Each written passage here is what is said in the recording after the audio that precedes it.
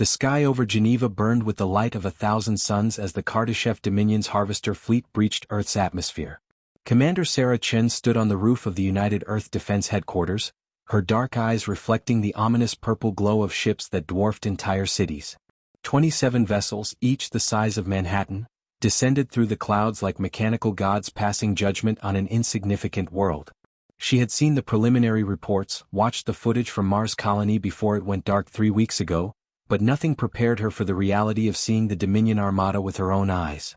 The air itself seemed to vibrate with the hum of their gravity drives, a sound that resonated in her chest and made her teeth ache. "Commander, they're broadcasting again," Lieutenant Marcus Webb said, rushing through the rooftop access door with a tablet clutched in his hands.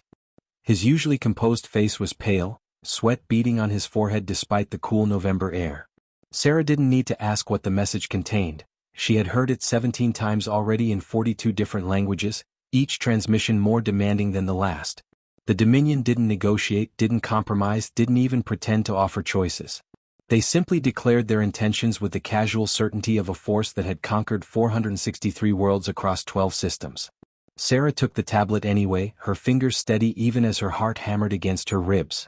The screen displayed the angular face of Executor Thane, the Dominion's regional administrator, his silver skin marked with the geometric patterns that denoted his rank among the Castine species. His 3 eyes, 2 golden, 1 a deep purple that saw into the infrared spectrum, fixed on the camera with the kind of indifference one might show an insect. "Humans of Earth," his voice translated through the AI interpreter, carrying a mechanical edge that stripped away any pretense of warmth, "the Kardashev Dominion has claimed your world for resource integration. Your planet contains heavy metals, rare earth elements, and water in quantities that will serve the Empire's expansion. You will submit to processing. Resistance will be met with atmospheric purging. You have 6 of your solar rotations to comply. 6 days.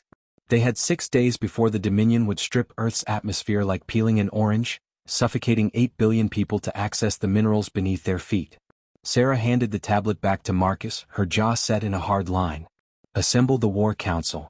Every department head, every military liaison, every scientist who worked on the Prometheus project. I want them in the Situation Room in 20 minutes.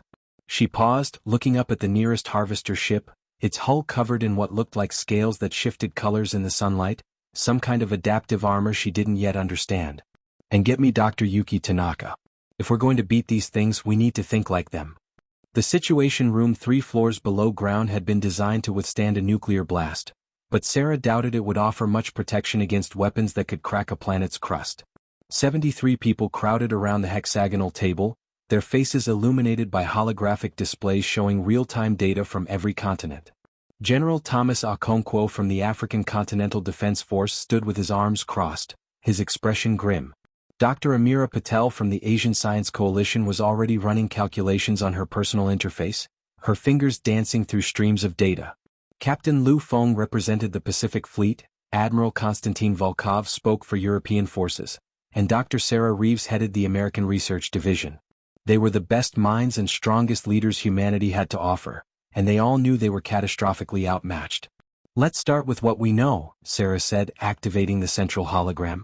A 3-dimensional model of a Dominion harvester ship rotated slowly above the table, compiled from satellite imagery and the limited scans they'd managed before the aliens jammed most of their surveillance systems.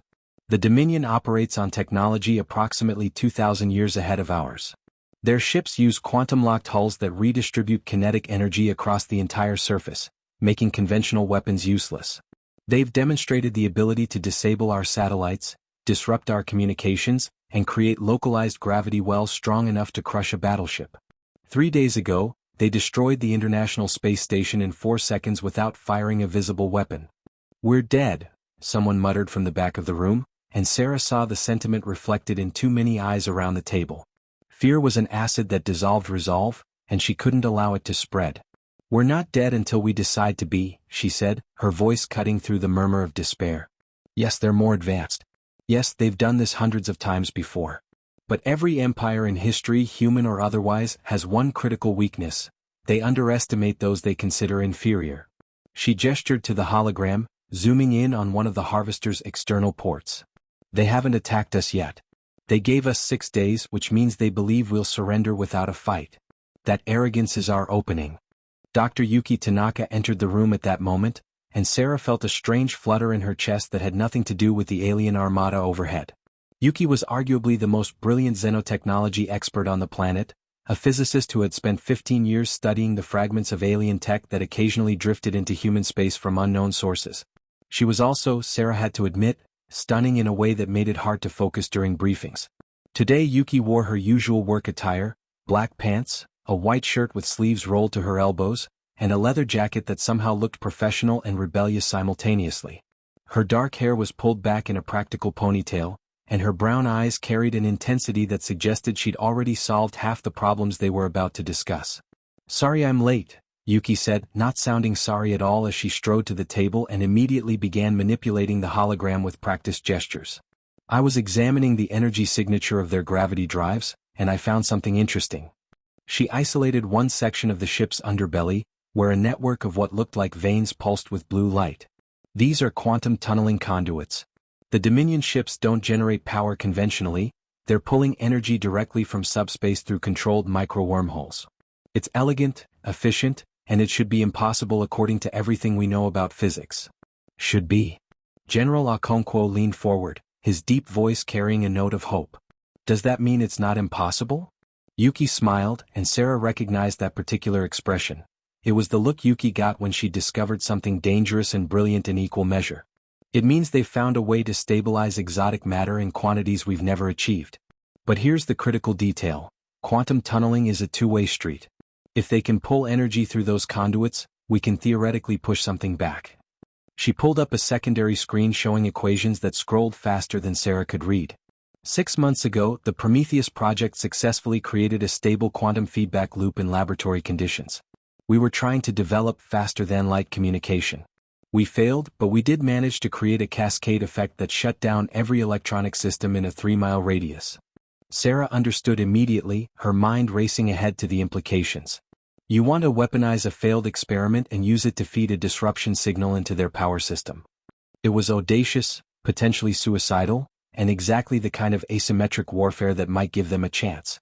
"I want to turn their technological superiority into a vulnerability," Yuki corrected, meeting Sarah's gaze with an intensity that made the room feel suddenly smaller. "But I'll need access to one of their ships. We need to physically connect to their quantum conduits to introduce the feedback loop, which means someone has to get on board." The room erupted in arguments, voices overlapping as military strategists declared the plan impossible, scientists demanded more data, and politicians worried about the consequences of provoking the Dominion. Sarah let them debate for exactly 90 seconds before slamming her hand on the table hard enough to make the hologram flicker. "Enough. Dr. Tanaka is right. This is our best option. Our only option. General Okonkwo, what would it take to get a team onto one of those harvesters?" The general studied the hologram, his tactical mind already working through scenarios.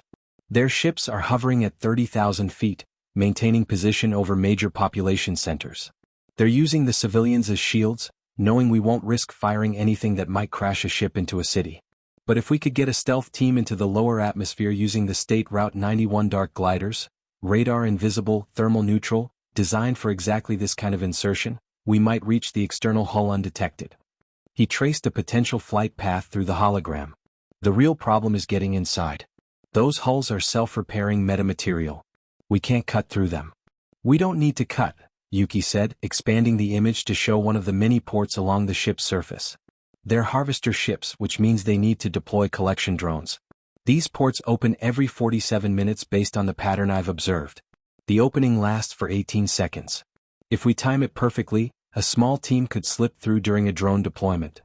Captain Lu Feng shook his head, his expression doubtful. 18 seconds to approach, enter, and avoid whatever automated defenses they have inside? That's not a mission, that's a death sentence. "Then I'll go," Sarah said, the words leaving her mouth before her brain could consider the full weight of them. Every face in the room turned toward her, shock and protest forming on multiple lips, but she pressed on. "I'm the ranking military officer on this operation, I've logged more hours in extreme insertion scenarios than anyone in this room, and I'm not asking anyone to take a risk I wouldn't take myself. Dr. Tanaka, you'll need to come too. You're the only one who understands the technology well enough to implement the feedback loop on site." Yuki's eyes widened slightly, but then she nodded, a small smile playing at the corner of her mouth. I was planning to volunteer anyway.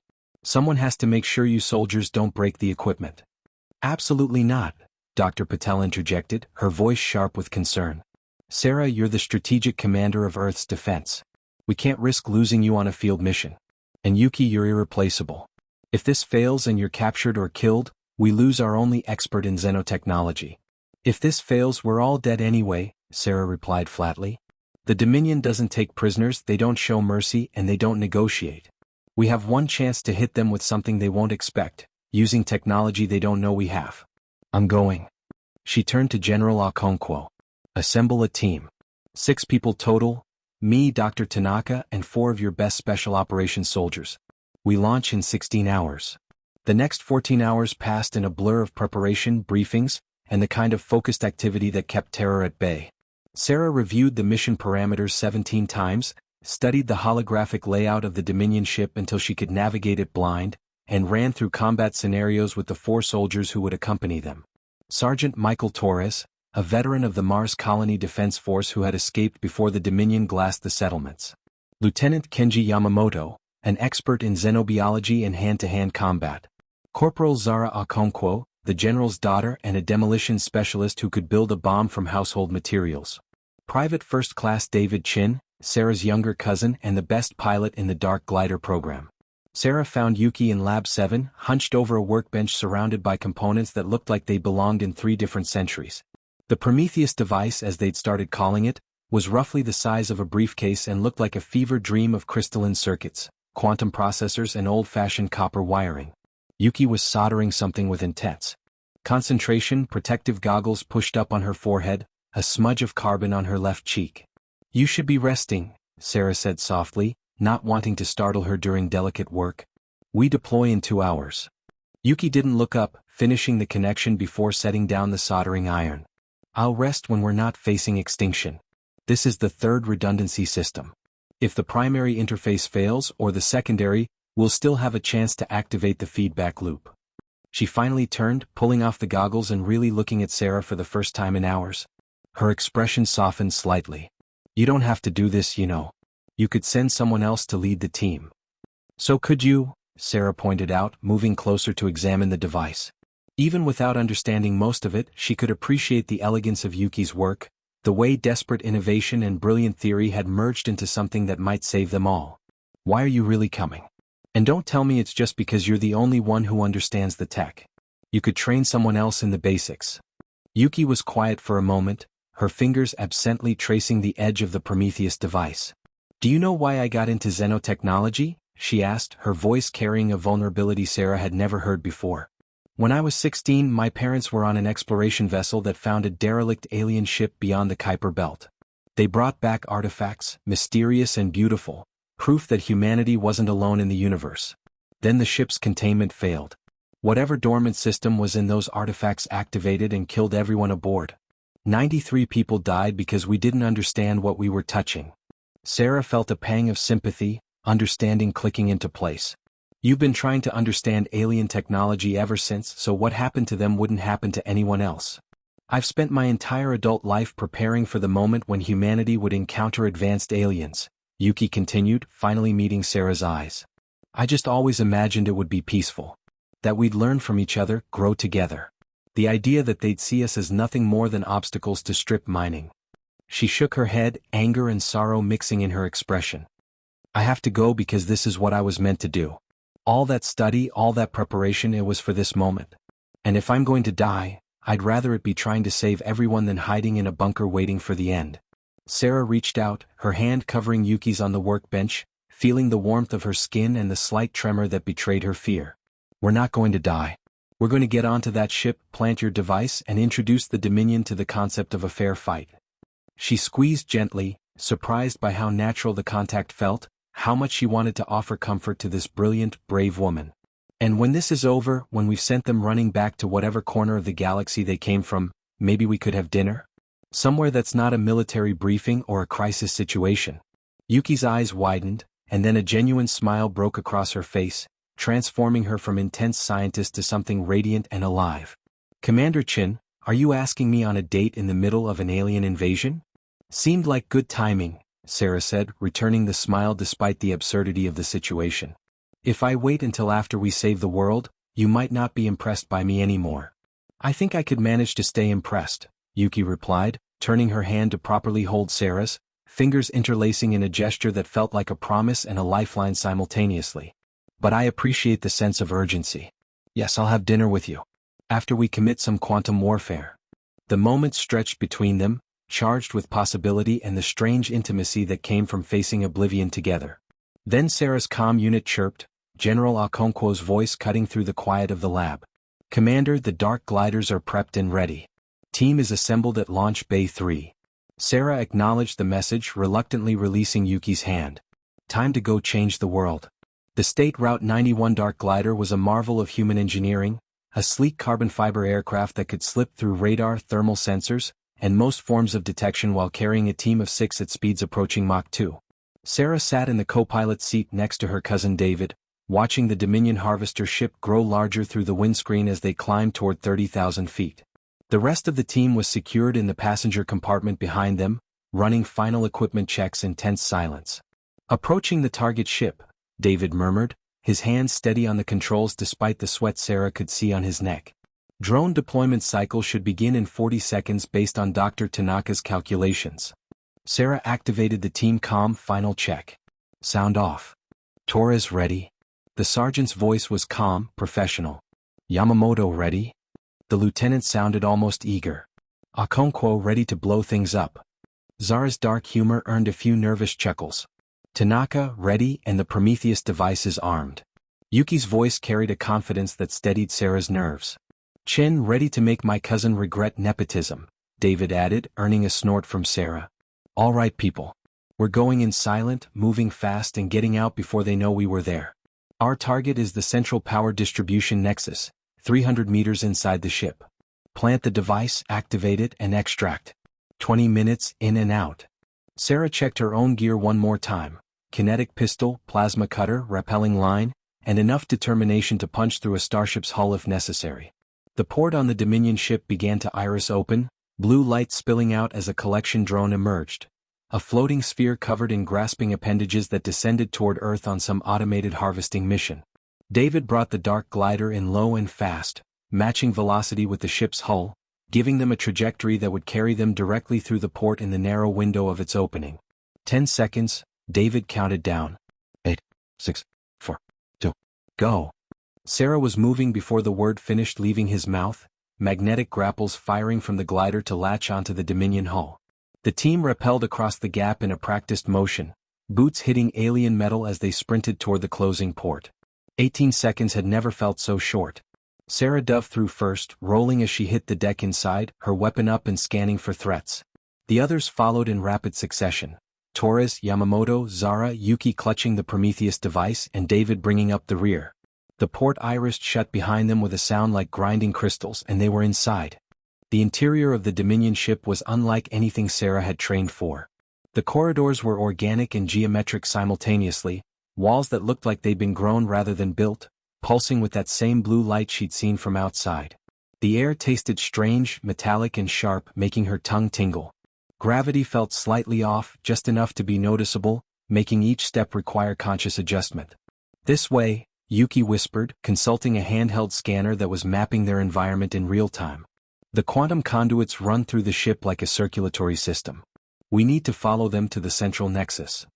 They moved through the alien vessel like ghosts, every sense hyper-alert for the crew members they knew had to be aboard. The Dominion hadn't left these ships automated. Intelligence suggested each harvester carried a complement of 40 Castine operators and twice that many servitor drones.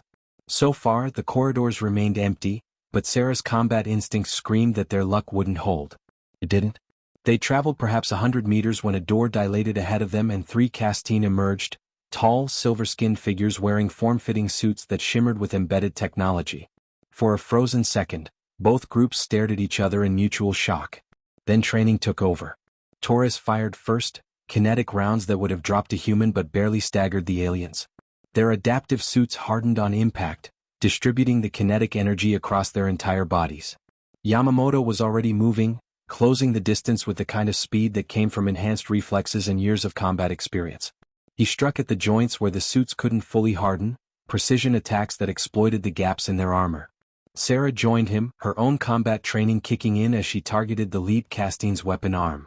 The alien was fast, inhumanly so, but it clearly hadn't expected physical resistance. Its three eyes widened as Sarah's elbow strike connected with its throat equivalent, disrupting whatever breathing mechanism the species used. Zara threw something small and dark that attached to the second alien's chest. "Down!" she shouted, and the team dropped flat as the electromagnetic pulse grenade detonated. The Castine's suit seized up, freezing mid-motion, and Torres finished it with a precise shot to the head. The third alien was already reaching for what looked like a communication panel on the wall when Yuki stepped forward and did something Sarah didn't expect. She spoke. The words were harsh and guttural, a language Sarah had never heard, but the effect on the Castine was immediate. It froze, its three eyes focusing on Yuki with what might have been shock or recognition. Yuki spoke again, more urgently this time, and the alien slowly lowered its hand from the communication panel. It responded in the same language, and a brief exchange followed that Sarah couldn't follow but desperately wished she could. Finally Yuki turned to the team. "It won't raise the alarm. It says the Dominion has conscripted its world too, that its people serve because the alternative is extinction. It doesn't want to die for an empire it hates. Can we trust it?" Torres asked, his weapon still trained on the alien. "No," Yuki admitted. "But it's willing to pretend it never saw us if we're willing to let it live." The others were automated security responses, not fully conscious. "This one is different." Sarah made the decision in a heartbeat. "Secure it somewhere it can't alert anyone until we're done. But don't kill it unless it forces our hand." She met the alien's purple eye directly. "Tell it that humanity doesn't want an empire either. We just want to be left alone. If it helps us, we'll remember that when this is over." Yuki translated, and something that might have been respect or relief flickered across the Castine's features. Yamamoto zip-tied the alien with restraints designed for their physiology, intelligence had at least prepared them for that much, and secured it in a side chamber. They pressed deeper into the ship, the blue glow of the quantum conduits growing brighter as they approached the central nexus. Sarah's comm crackled with interference, the deeper frequencies of the Dominion technology playing havoc with human equipment. They were 15 minutes into the mission, and the return journey would take at least 7. Time was becoming a factor.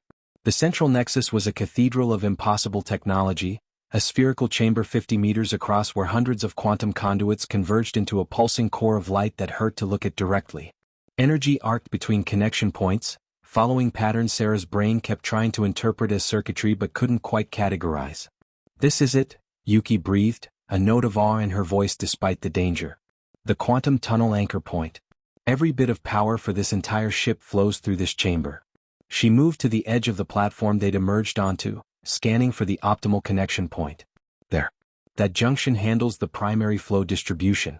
If we introduce the feedback loop there, it'll cascade through the entire ship in seconds."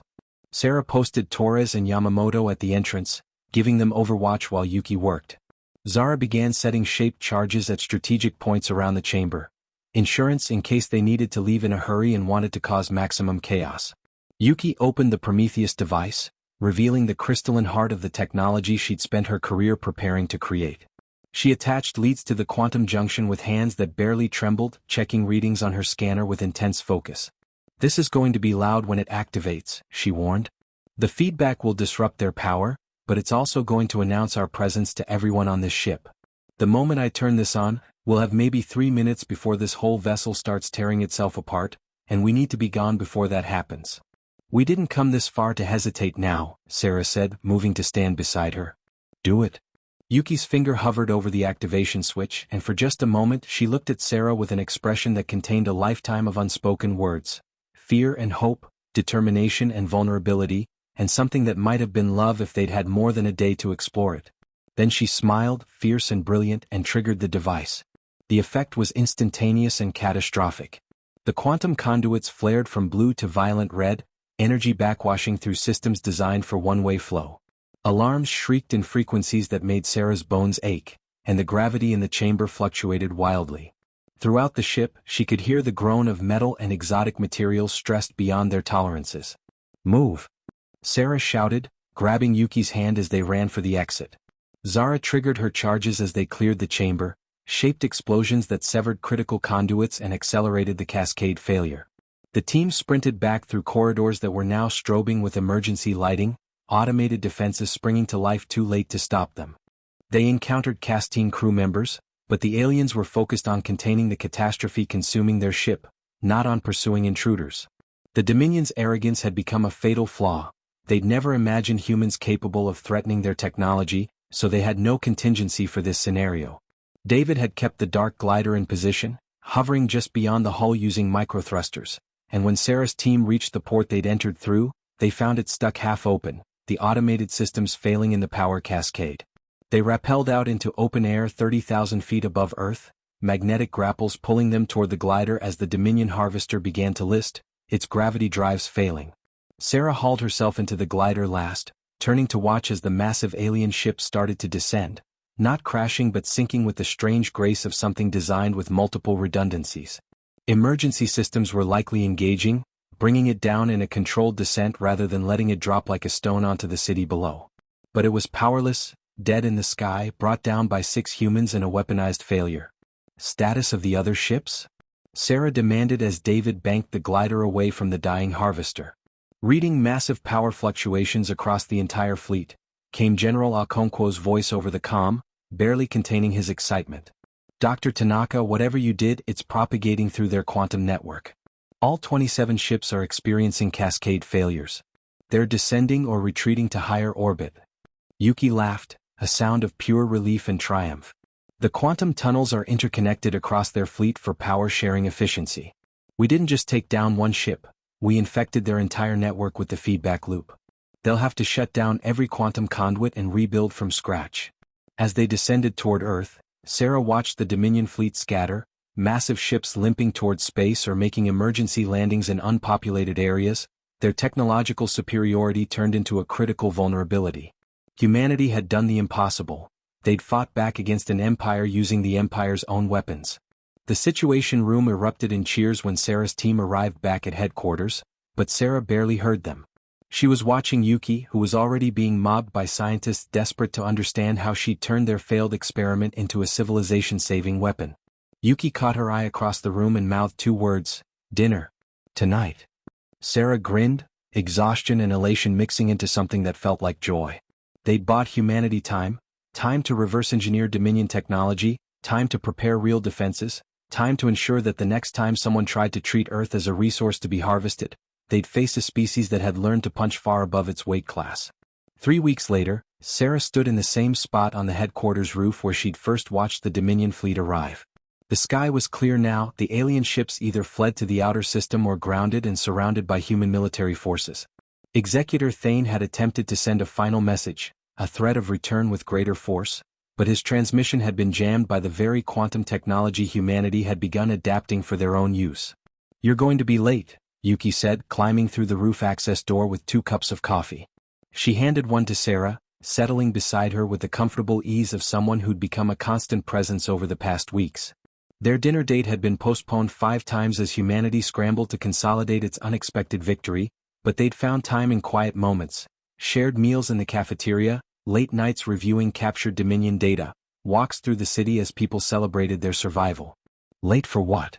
Sarah asked, though she suspected she knew. The UN is announcing the formation of the Solar Defense Initiative in 20 minutes. I heard a rumor that Commander Sarah Chin is being appointed as the first director of interstellar threat response. Yuki bumped her shoulder gently.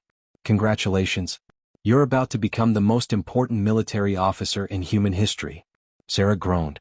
I was hoping that rumor wouldn't pan out. I'm a soldier, not a politician. You're the soldier who saved 8 billion lives by stealing alien technology and using it better than the aliens who built it, Yuki corrected. You're exactly who should be leading humanity's defense. Besides, you'll need someone brilliant to head your xenotechnology research division. She smiled over the rim of her coffee cup. I might know someone qualified. Oh really? Sarah turned to face her fully, setting down her coffee. This theoretical someone would have to work very closely with the director. Long hours, high stress, constant proximity. Think you could handle that? Yuki's smile softened into something genuine and warm. I think I could manage. Especially if the director finally makes good on that dinner date. Tonight. No aliens, no emergencies, just 2 people who saved the world and deserve a few hours of normal. Sarah reached out, tucking a strand of dark hair behind Yuki's ear, letting her hand linger on her cheek. "It's a date. 7 o'clock, that Italian place on 5th Street if it's still standing." "And Yuki? Thank you. For being brilliant, for being brave, and for giving humanity a fighting chance." Yuki leaned into the touch, her eyes reflecting the clear blue sky above them, a sky that remained Earth's because of what they'd accomplished together. "Thank you for believing we could win. For leading us into the impossible and making it look achievable." They stood there on the roof, two women who'd faced the end of everything and emerged victorious, and Sarah felt the weight of what came next settling on her shoulders. The Dominion would return eventually, or something worse might find Earth. Humanity had announced itself as a species that wouldn't go quietly into extinction, and that would attract attention, both dangerous and potentially friendly. But they'd also proven something essential, that human ingenuity, courage, and the refusal to accept defeat could overcome seemingly insurmountable odds. The Dominion had tried to enslave Earth for its resources, had treated humanity as insignificant obstacles.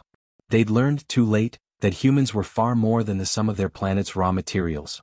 They were survivors, innovators, fighters who turned every setback into a weapon and every enemy's strength into a vulnerability. The galaxy would learn what the Kardashev Dominion had discovered at great cost. Humanity didn't just survive in a universe full of threats. Humanity thrived, adapted, and when pushed to the brink, pushed back with everything they had.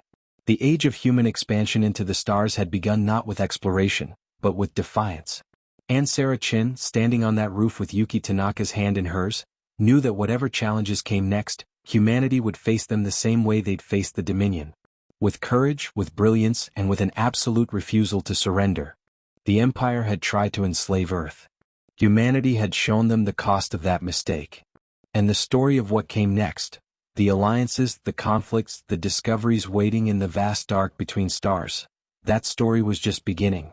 But tonight there would be dinner and hope, and the simple joy of two people who'd found each other at the end of the world and chosen to build something new from the ashes of what might have been. The future could wait a few more hours. Humanity had earned the right to celebrate.